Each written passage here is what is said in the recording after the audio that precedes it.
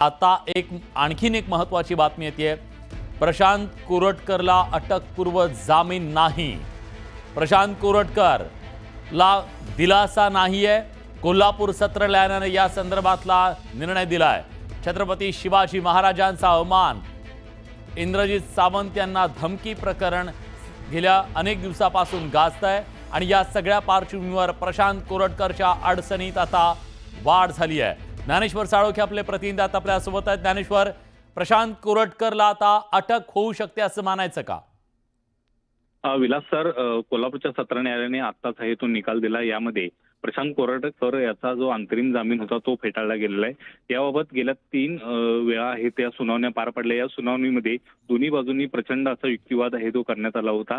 सरकारी वकिलांनी युक्तिवाद करताना प्रशांत कोरटकर कोणत्याही पद्धतीचा तपासाला सहकार्य करत नाही, त्याचा जो फोन तो फॉर्मॅट झाला होता।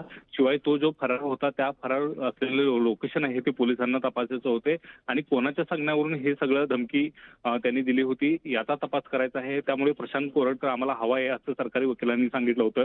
याशिवाय प्रशांत कोरटकर यांच्या वकिलांनी युक्तिवाद करताना प्रशांत कोरटकर हे कोर्टाला आणि पोलिसांना सुद्धा सहकार्य करत आहेत, कोणत्याही पद्धतीनं ते फरार झालेले नाहीत किंवा फोन सुद्धा त्यांनी जमा करून तपासाला सहकार्य करत असल्याचे मुद्दे मांडले होते आणि त्यामुळे आजच्या निकालाकडे सगळ्यांचंच लक्ष लागून राहिलं होतं। मात्र अखेर कोर्टाने त्यांना जो दिलेला अंतरिम जामीन तो फेटाळलेला आहे। त्यामुळे कोरटकर यांच्या अडचणीमध्ये सध्या वाढ झालेली आहे।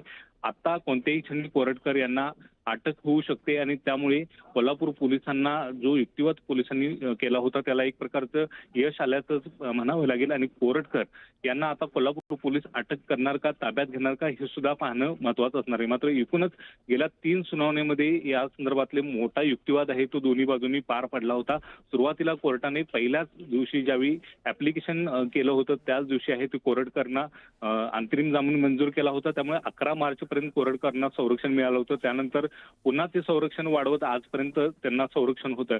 मात्र आता कोर्टाने त्यांचा अंतरिम जामीन अर्ज फेटाळल्यामुळे त्यांचं संरक्षण अटकेपासून ते आता दूर झालेलं आहे। त्यामुळे कोणत्याही क्षणी कोरटकर यांना अटक होऊ शकते आणि कोल्हापूर पोलीस आता त्यांना अटक करणार का हे आता पाहणं महत्त्वाचं असणार आहे। नक्कीच महत्त्वाचं असेल आणि कधी अटक होते हे पाहावं लागेल। तुर्तास धन्यवाद तुम्ही दिलेल्या सगळ्या सविस्तर माहितीबद्दल।